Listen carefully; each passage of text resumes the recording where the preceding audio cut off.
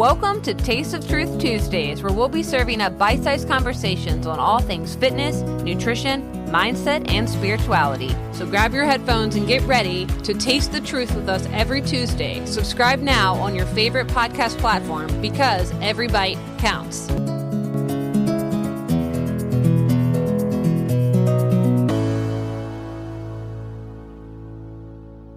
Hey, welcome back to Taste of Truth Tuesday. I'm coming at you sick, but it's not going to stop me from dropping the episode that I promised. We're going to be talking about how the law of attraction fuels multi-level marketing exploitation. Let's talk about manifestation, because in recent decades, the law of attraction has become one of the most influential belief systems in wellness, self-help, and multi-level marketing circles. Its premise is seductively simple. Your thoughts shape your reality. Think positively and abundance will flow. Dwell on negativity and you'll attract misfortune. And if you recall, we have discussed the pitfalls of law of attraction on a previous episode that you can find linked in the episode blog. It was called Comparing Law of Attraction with High Control Religion and Diet Culture. And another throwback episode, I talked about how social media, influencers, and wellness hype quietly nudge people towards extreme ideas. And that was called the crunchy hippie to alt-right pipeline. And I've also linked that podcast in the show notes. So moving on, the modern doctrine of mind over matter is often traced to The Secret, 2006, by Rhonda Byrne, but its genealogy is actually much older. It reaches back to New Thought philosophy of the 19th century, where figures like Ralph Waldo Emerson, Phineas Quimby, and later Mary Baker Eddy, the founder of Christian Science, claimed that divine thought itself was the engine of reality. These mind cure and faith healing movements linked spirit and matter together. They saw that disease, poverty, and suffering were products of wrong or stinking thinking. Salvation was not just spiritual, but it was cognitive. Change your thinking, change your life. Catherine Ponder from the book The Dynamic Laws of Prosperity says it best. And so again I say, it is shockingly right, instead of shockingly wrong of you, to be prosperous. Obviously, you cannot be happy if you're poor, and you need not to be poor. It is a sin. In fact, it is the search for spiritual healing of the body that led to what is known today as prosperity consciousness, or in Christian evangelicalism, it's prosperity theology. That intellectual lineage matters because it shows how the law of attraction has always been more than a harmless pep talk. It represents a cosmology of control, one that locates all responsibility and blame within the individual mind. And as we've discussed many times before, Jonathan Haidt observes in the book The Righteous Mind, belief systems serve a dual function. They bind communities together and they blind them to alternative explanations. So in this sense, the law of attraction doesn't just inspire positive thinking, it narrows it. And by framing success and failure as purely mental vibrations, it obscures structural realities like economic inequality, physical health, genetic limitations, racism, or corporate exploitation. So, the narrowing is precisely what makes it the perfect handmaiden to MLM culture. So what happens when positive thinking becomes a business model? Well, we call this magical thinking. And podcast listeners, there's a photo in the blog that has some examples of this. If you want it badly enough, the law of attraction will make it happen. Success is just a decision. You have to manifest it.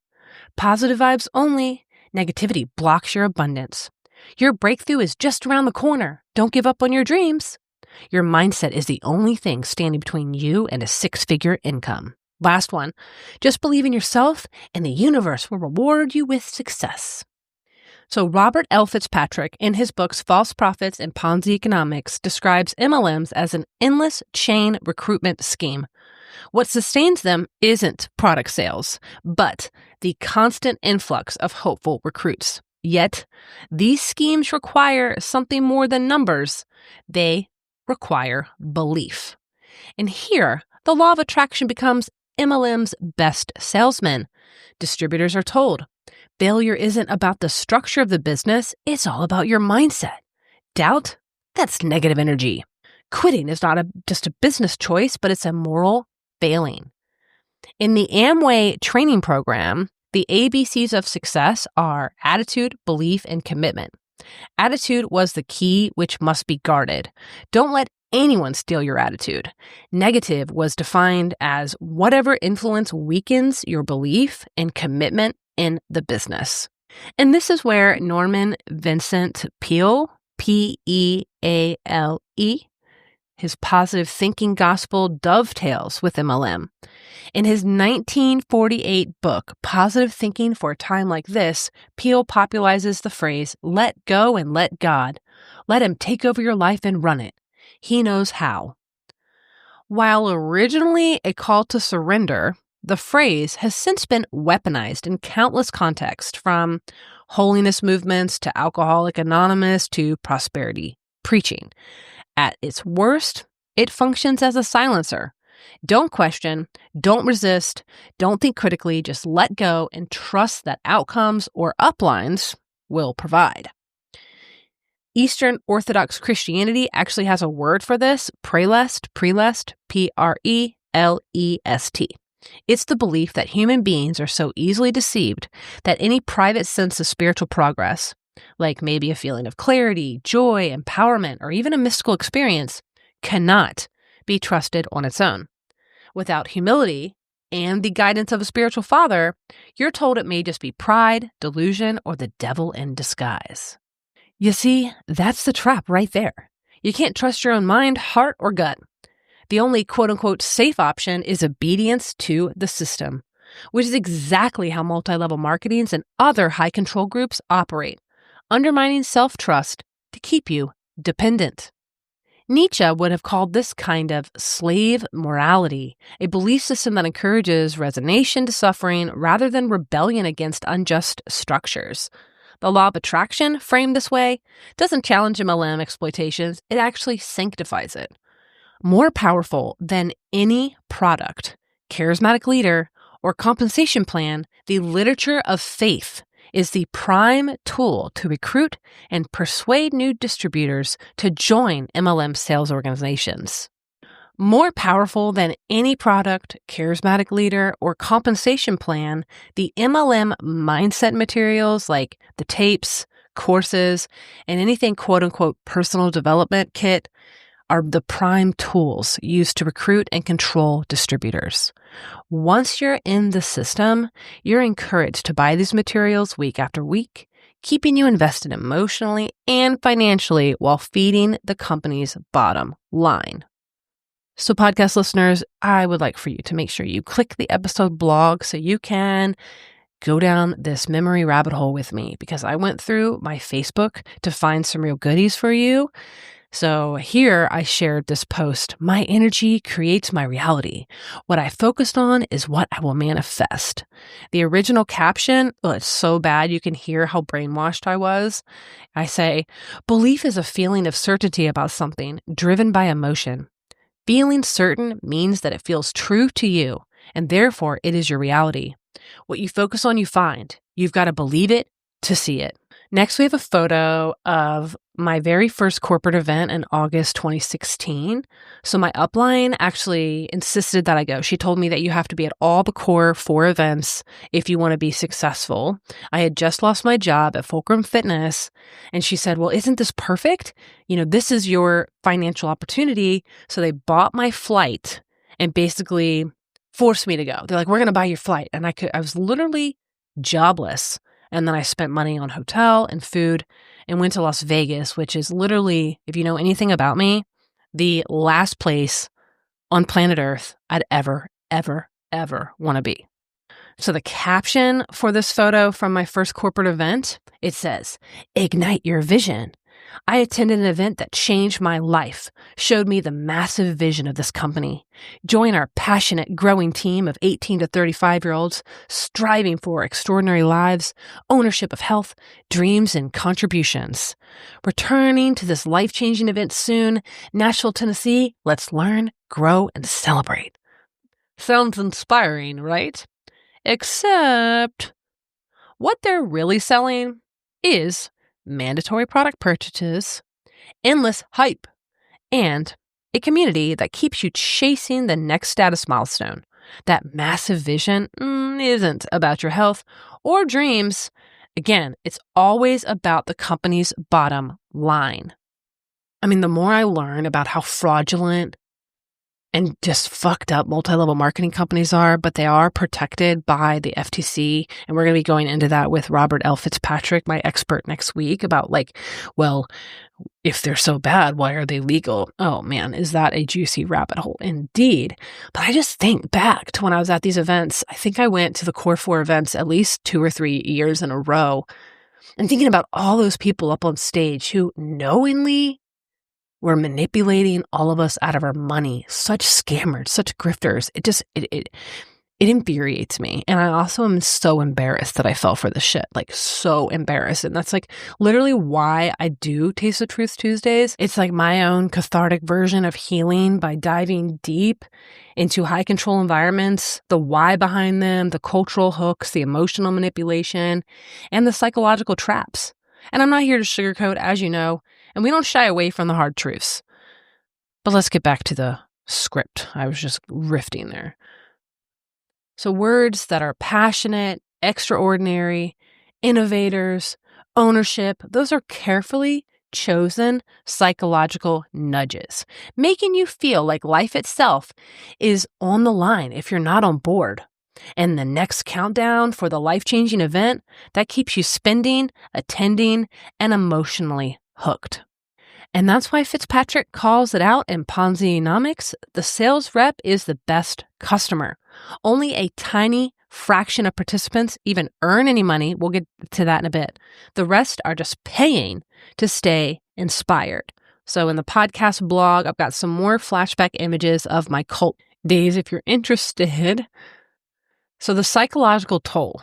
When these elements collide, the new thought inheritance of mind over matter, Peel's positive thinking, religious community networks, and MLM compensation plans, the result is a high control environment dressed in empowerment language. And the outcomes, they are rarely empowering. We have blame and guilt when, not if, but when inevitable losses occur.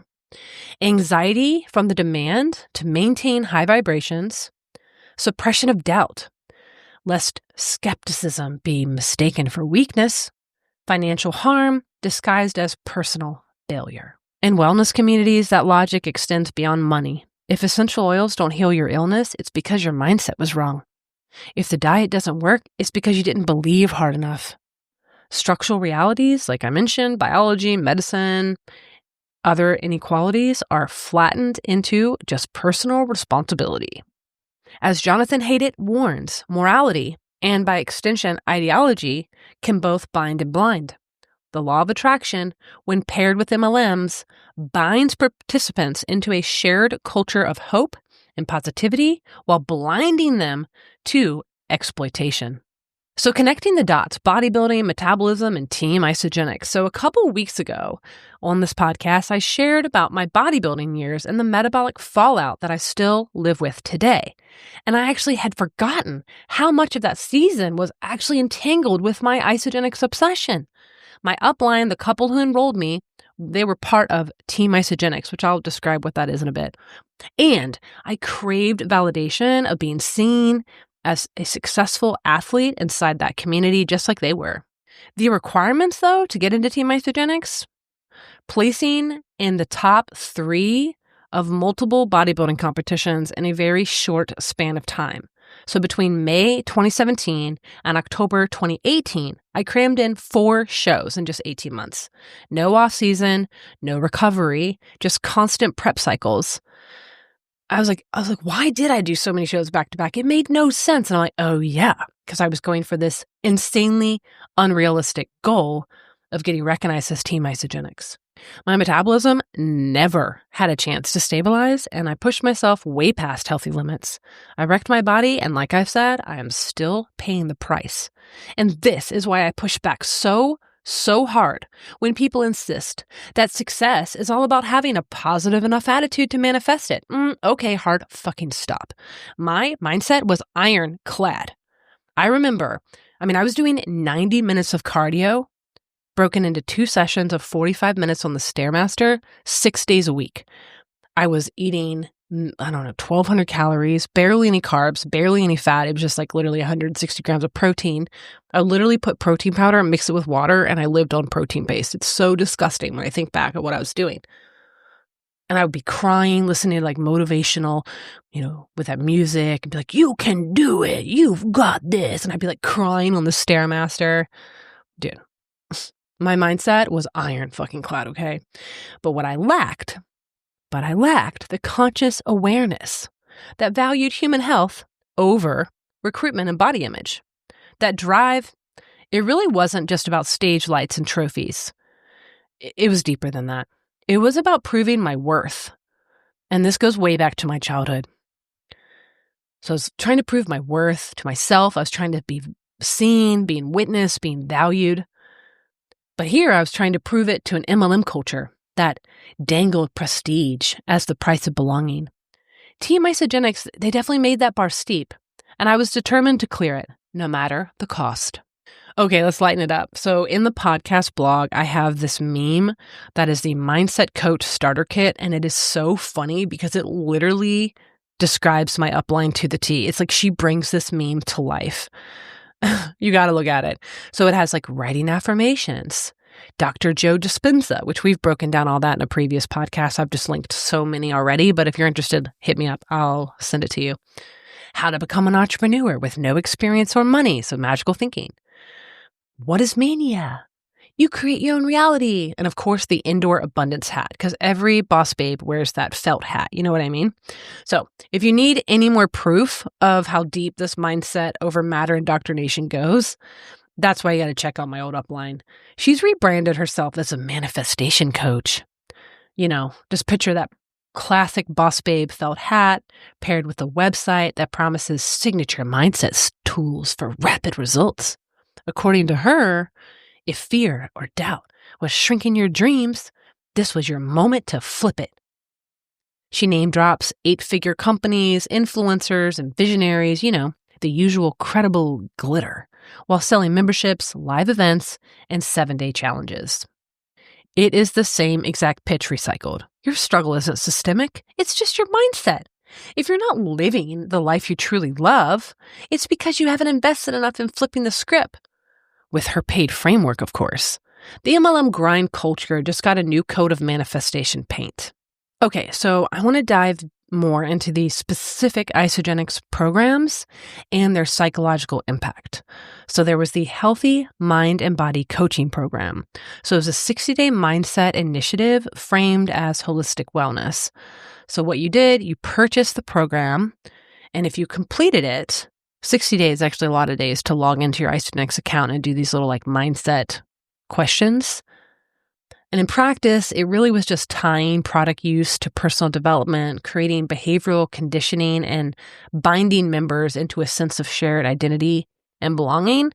But if you completed the 60-day, you would get a free shake canister. Woohoo! IsoBody Challenge. Oh man, I think I did, 4, 5 of these, maybe 6. It's a 16-week transformation contest requiring regular Isagenix product purchases. I think you have to have like 500 business volume throughout the 16-week. And so this competition comes with swag and vouchers, and the finalists are paraded at those corporate events as success stories. Basically gamifying loyalty and dangling prestige as the bait, like I mentioned earlier. The grand prize winner earns $25,000, but most participants only earn deeper entanglement. Okay, so a little side note that I didn't include in the blog. So when I would go to these events with my team, my upline and other distributors, they would always look at me during this like IsoBody challenge success stories because I would be crying and so emotionally moved. It was like my favorite part. I'm just like, again, so embarrassed of how freaking manipulated I was in this nonsense and looking at my own vulnerabilities and susceptibilities. Like, why was I like this? Why? All right, Team Isagenix. So this was marketed as a prestige group for elite athletes with current national certifications, or you had to own a gym, Basically, this is that exclusivity and aspirational branding is what it offers. This elevates certain members as proof of the products. It provides legitimacy, and it definitely fuels both loyalty and recruitment. And the last thing I wanted to mention was product consumption. Isagenix requires 100 personal volume every 30 days just to remain active. And that means like personal volume of products you purchase. So this equates to about $150 a month that you have to spend. On paper, bonuses and rank promises like this unlimited income potential. But in reality, most associates struggle to recoup even their monthly product cost. Personal development rhetoric and community belonging often eclipse these financial realities, keeping participants cycling through hope, debt, and blame. Podcast listeners, I have linked a video from Isagenix YouTube, Design Your Life with Isagenix.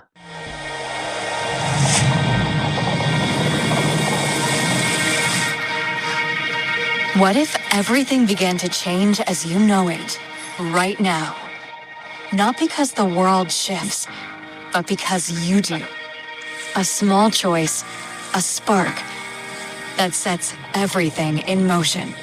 Isagenix began in 2002 with a bold, heartfelt mission to help people break free from physical and financial pain and build something extraordinary.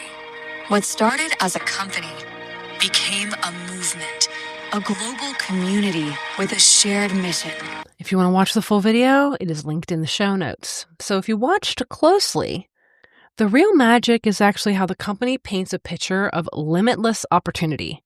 But as Robert L. Fitzpatrick lays out in his book Ponzi-nomics, the secret is that the sales reps are the best customer. So we already talked about this. The real profits aren't coming from your vague dreams of financial freedom. They're coming from the people who are already buying the products and are trying to climb the ranks. I don't think I can stress this point enough. I mean, you have to be a product of the product. At these events, they'll always drop a new product, and I can't tell you how much money we would spend there.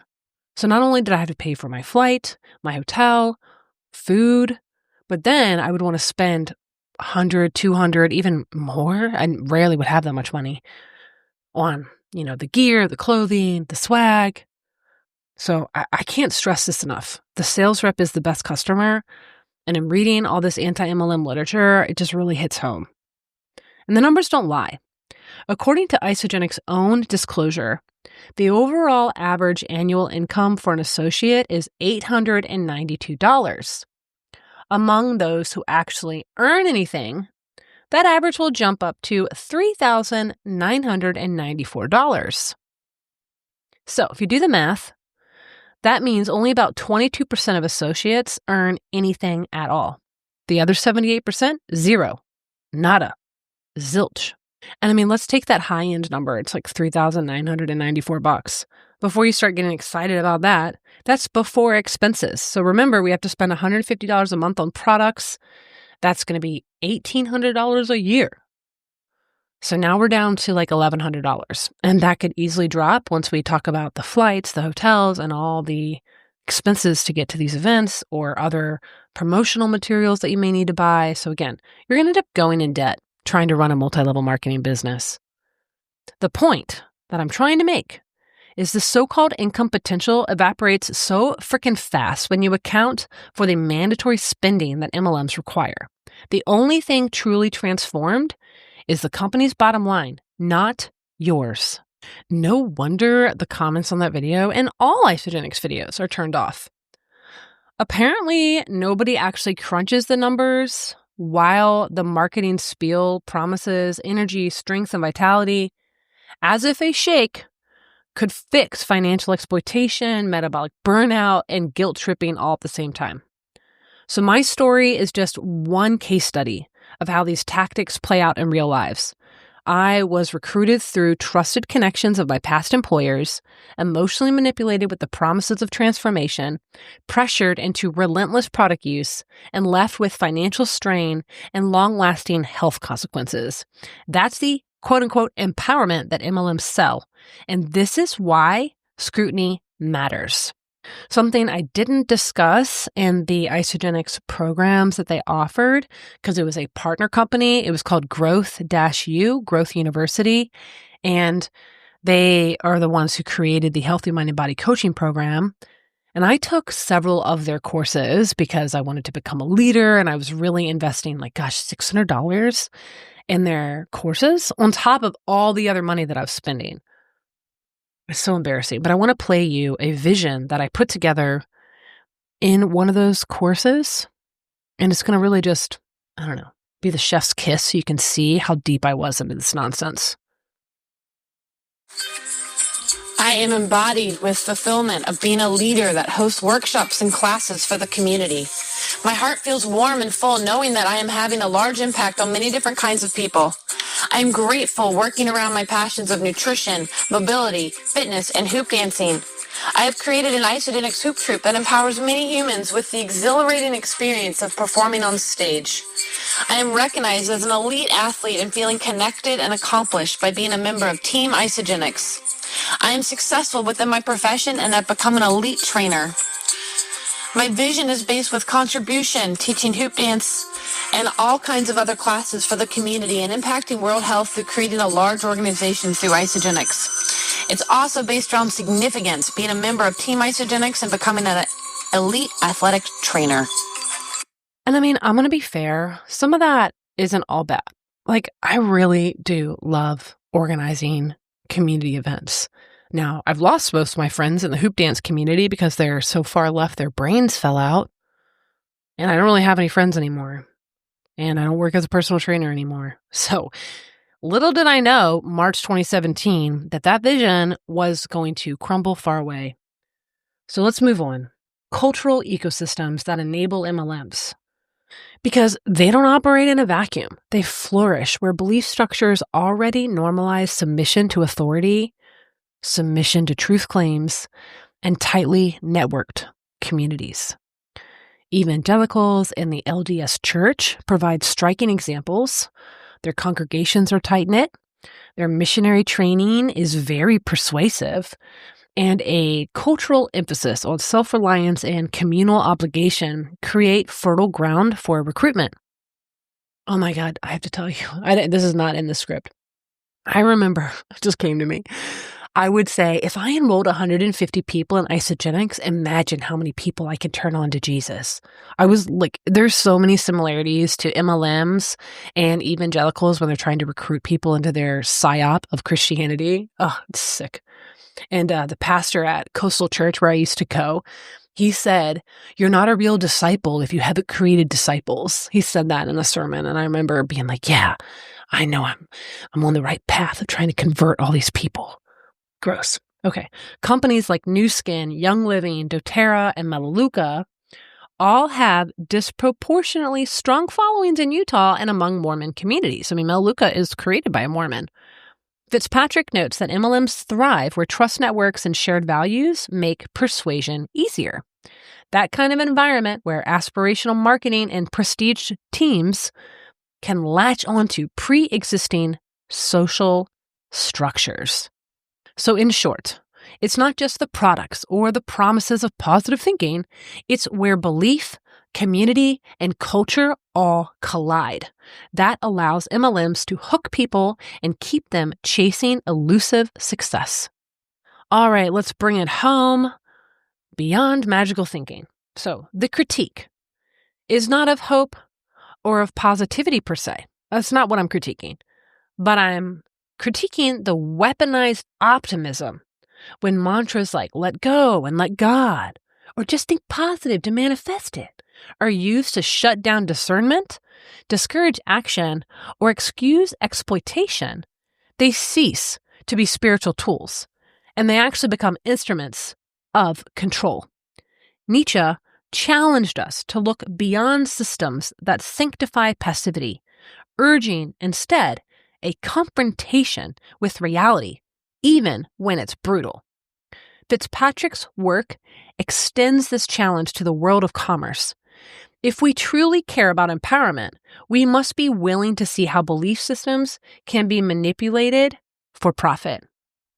And this is why MLMs and the law of attraction deserve scrutiny, not because they promise too much, but because they redirect responsibility away from unjust structures and onto the very people they exploit. So next week, we have a deep dive. As I mentioned, I'll be speaking with Robert L. Fitzpatrick, who is one of the leading experts on MLMs. With decades of research, he has testified in court cases, exposing fraudulent MLM schemes, and he's helped unravel the mechanisms behind these multi-billion-dollar operations. He dives into the politics behind it all, the history of it all. He's seen firsthand how MLMs manipulate culture, co-opt spirituality, and turn belief itself into a product. So stay tuned. This is a conversation about more than scams. It's going to be about the machinery of belief and how it shapes our lives in ways we rarely see. And that's all I have for you today, folks. A 30-minute episode when I'm sick. What was I thinking? It was difficult to get through, but we made it. So thank you for listening. I'm looking forward to the interview next week. And until then, stay curious, embrace skepticism, and keep tuning in. Have a good week.